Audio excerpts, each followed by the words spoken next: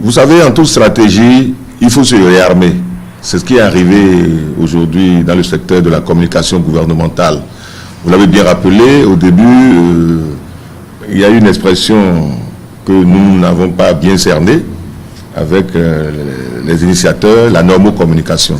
Mais il faut que le gouvernement prouve qu'il n'est pas un gouvernement, de maquette. M. le régime a pris conscience cette fois-ci de corriger, n'est-ce pas, ces augures mésaventurières qui consistaient à parler de normocommunication, c'est-à-dire qu'en faisant beaucoup de retenues sur des actes quand même qu'ils étaient en train de poser, je parle là sérieusement des réformes, n'est-ce pas, qui, dans notre pays, ne peuvent pas faire du mal au pays. Donc il faut en parler suffisamment, mais il faut exclure l'esprit propagandiste.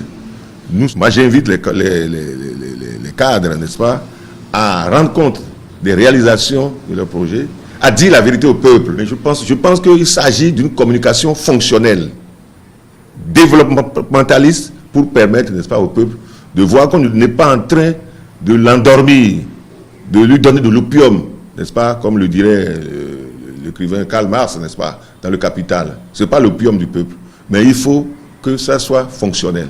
Et de ce point de vue, les actions peuvent passer. Dans un premier temps, il y avait des réformes. Beaucoup de communication n'allait pas servir ces réformes. Ces réformes maintenant ont été mises en place, ont commencé par être mises en œuvre. Nous avons les élections législatives en vue.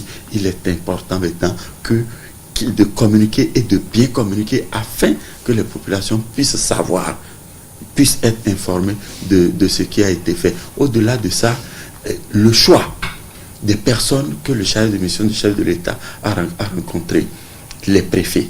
Donc ceux qui sont avec les communautés, ceux qui sont dans l'administration décentralisée, parce que c'est ceux-là qui sont plus proches des populations. À la base, c'est ceux-là qui sont censés être plus proches des populations à la base. Donc ce choix est également un choix stratégique pour exprimer clairement vers qui on veut que l'information aille. Que tout ceci répond bel et bien à une stratégie de communication bien ficelée par le gouvernement. La communication ira maintenant dans tous les sens. Il y aura communication, il y aura surabondance de communication. Il y aura communication, il y aura également contre-communication. Oui, nous allons passer à une étape de propagande. Il ne faut pas s'en étonner. Il ne faut pas croire qu'il faut faire quelque chose pour éviter cela. Parce qu'il faut le dire, le gouvernement en fera abondamment. C'est de la même manière, la société civile en fera pour alerter à la veille. Mais au même moment, vous verrez également l'opposition au régime en place également va communiquer et communiquera en abondance.